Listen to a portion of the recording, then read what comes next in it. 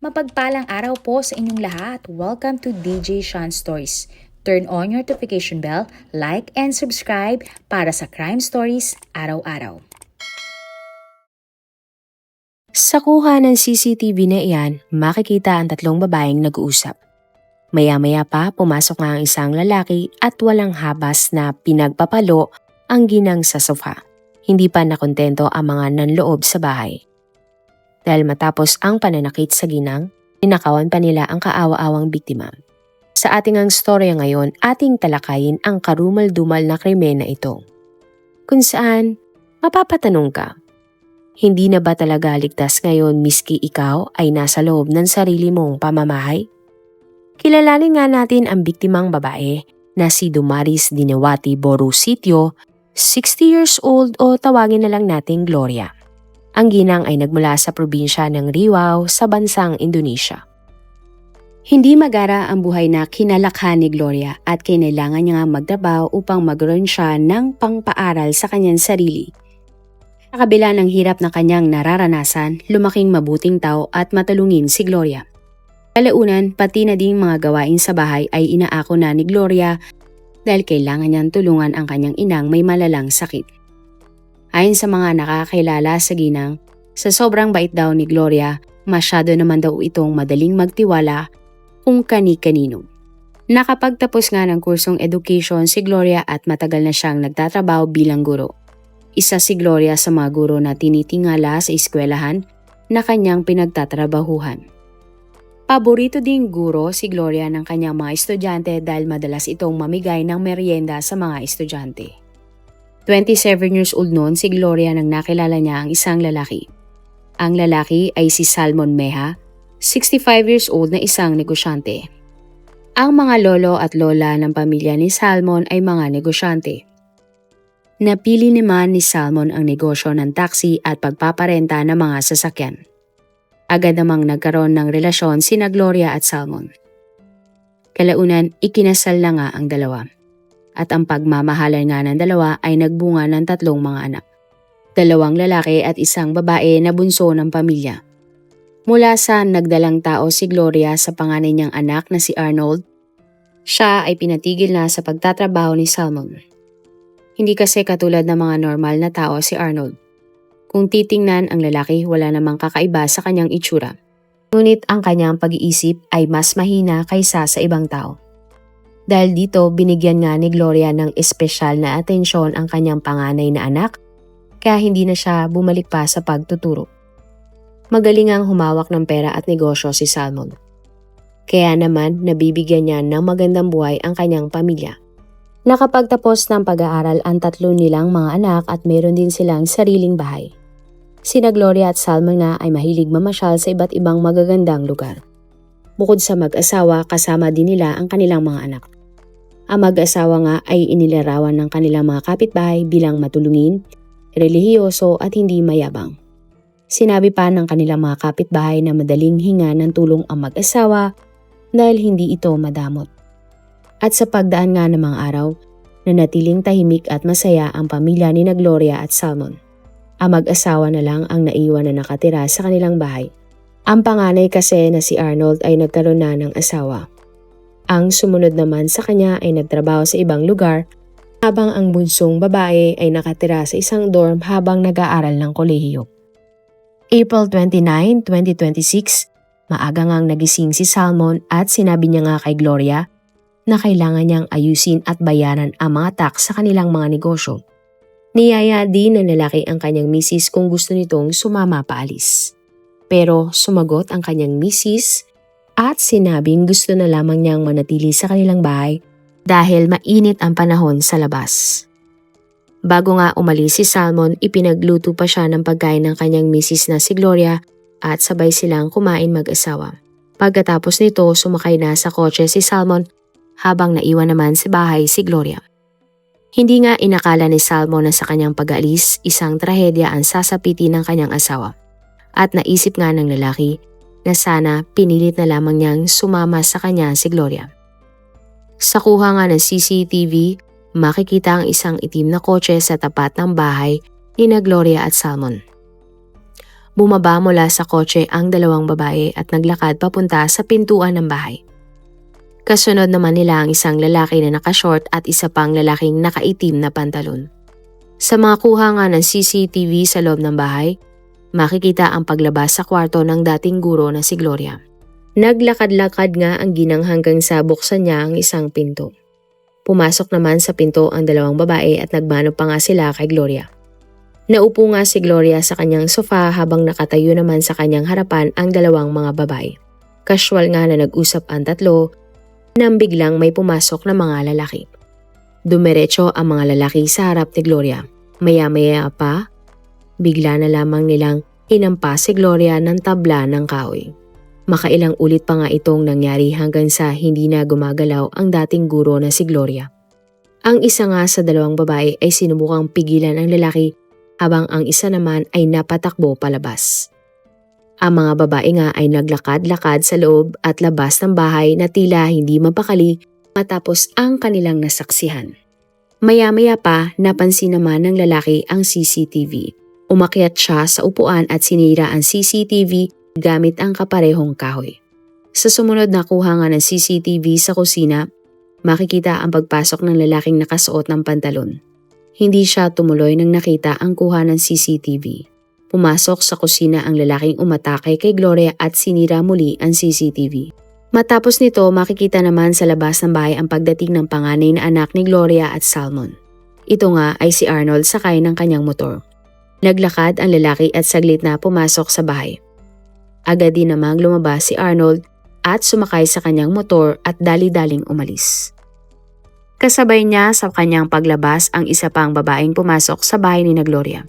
At makalipas ang 30 minuto, sunod-sunod na lumabas ang mga lalaking umatake kay Gloria sa bahay, ang isang babae na may dala ng backpack at lumabas din ang nakapantalon na lalaki.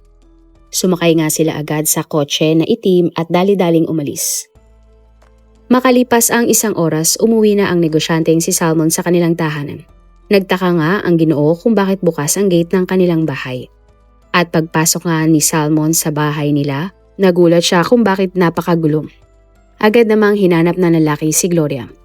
Napadpad nga si Salmon sa kanilang kusina at dito na niya natagpuan ang karumal-dumal na sinapit ng kanyang pinakamamahal na misis.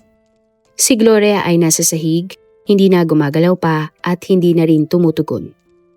Agad ngang nilapitan ni Salmon si Gloria at napansin ang mga sugat at dugo sa kanyang misis. Agad namang tumawag ng ambulansya at pulis ang negosyante. Mabilis namang dumating ang ambulansya at sinuring nga si Gloria. Ngunit sa kasamang palad wala na silang nagawa pa para iligtas ang buhay ng dating guro at idineklara na nga itong patay. Napasigaw nga ng malakas si Salmon nang narealize niya na wala na ang kanyang asawa. Nakiusap nga siya sa mga pulis na alamin at agad ngang hanapin kung sino ang gumawa ng karumal-dumal na krimen sa kanyang misis. Dahil nga kailangan silang maparusahan. Siraman ang CCTV sa kanilang bahay, meron namang kopya si Salmon sa kanyang cellphone. At ito nga ang naging kasagutan upang malaman ng mga pulis ang totoong nangyari.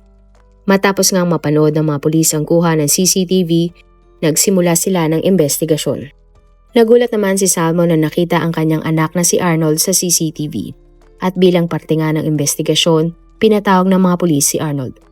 At ay nga sa lalaki, siya nga ang nakuhanan sa CCTV, ngunit iginit niya na wala siyang kinalaman sa pagkamatay ng kanyang ina. Sinabi din ni Arnold na pagpasok niya nga sa kanilang bahay, hindi niya nakita pa ang pagpatay. Ang naabutan niya daw doon ay ang dati niyang misis at dating kasambahay ng kanyang ina. Umalis daw agad si Arnold dahil wala naman doon ang kanyang pakay, ang kanyang ama na si Salmon. At ay nga sa salaysay ni Salmon, sinabi nito na imposibleng maging kasabwat sa krimen ang kanyang anak na si Arnold. Git nga ng negosyante, mukha mang normal si Arnold sa anyong niyang panlabas. Meron daw itong sakit sa utak dahil mahina ang pag-iisip ng lalaki. Naniniwala nga si Salmon na minanipula lamang si Arnold ang mga taon ng loob sa kanilang bahay kaya hindi nito alam na patay na pala si Gloria. Sa pag-iimbestiga nga sa bahay na mag-asawa, maraming mga nawawalang mga gamit.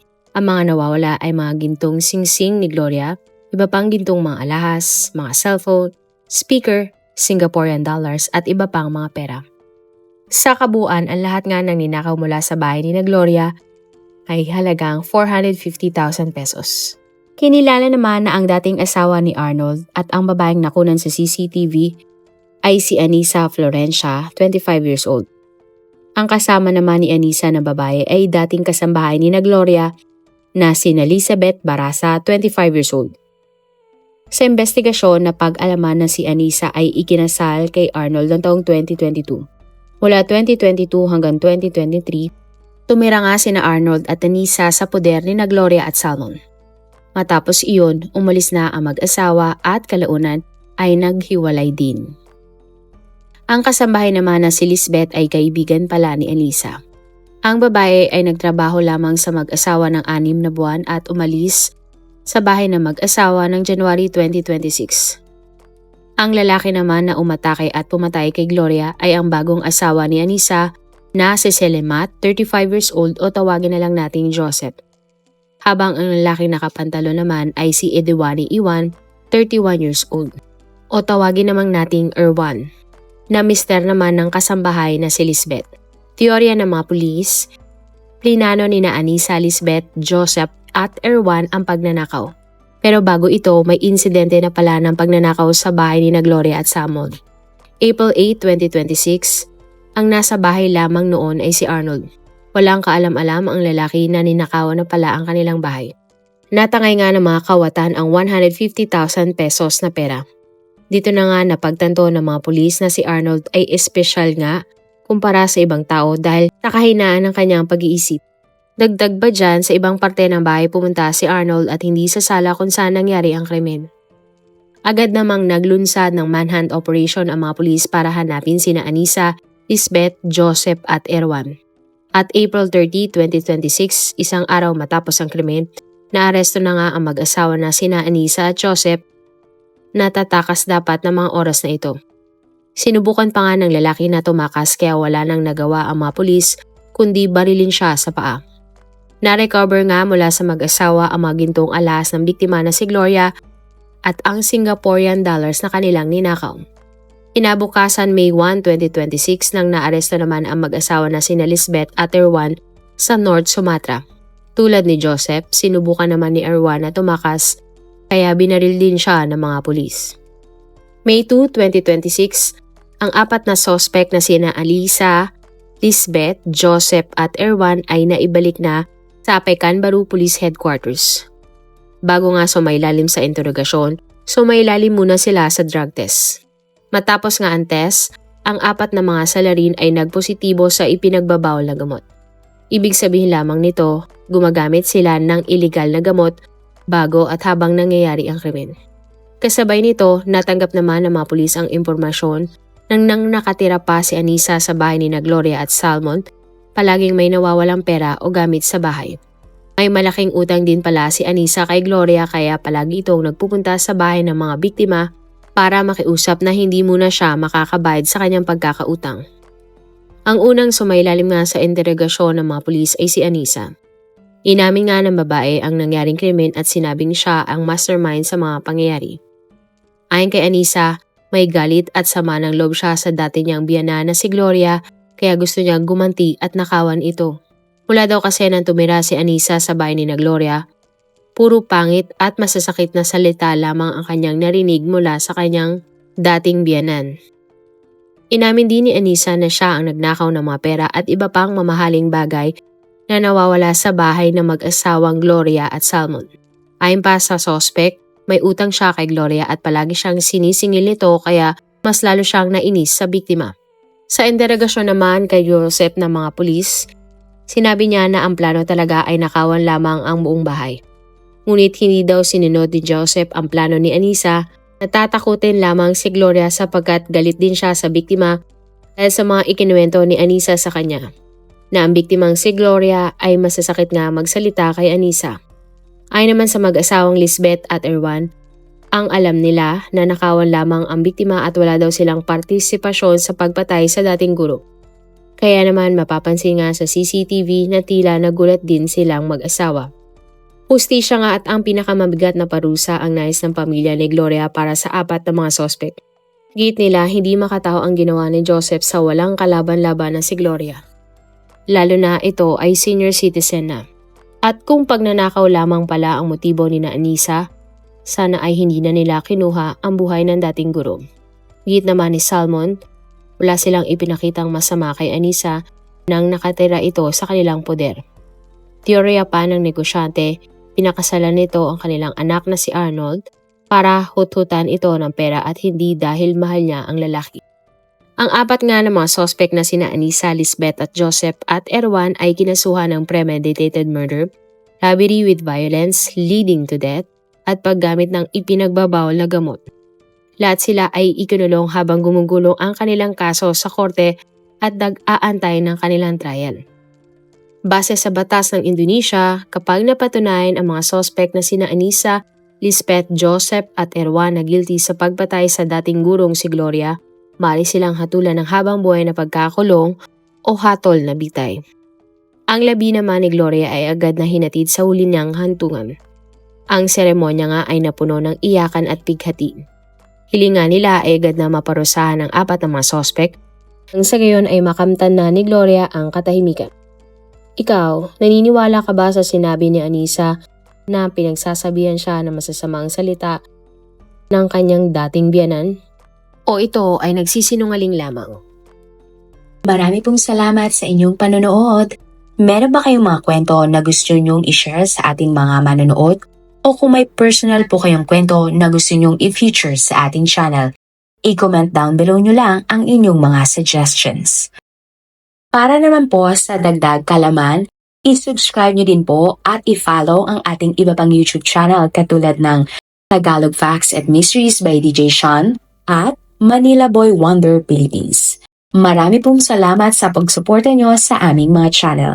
God bless everyone!